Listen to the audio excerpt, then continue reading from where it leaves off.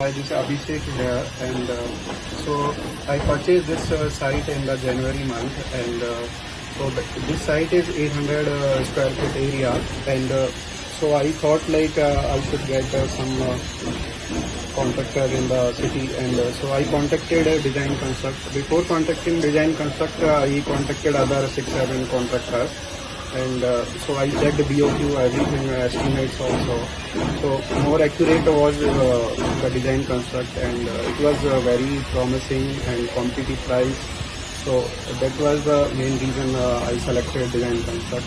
And then team started working on designs, floor plans, concept plans. So we started working on that, and so after like 2-3 iteration, it has come very nice, and then like work started next month only, and so work was going in the phases. First foundation. So foundation was a bit difficult because of rain, but we managed to do that on time, and then we started other like first floor construction and second floor construction.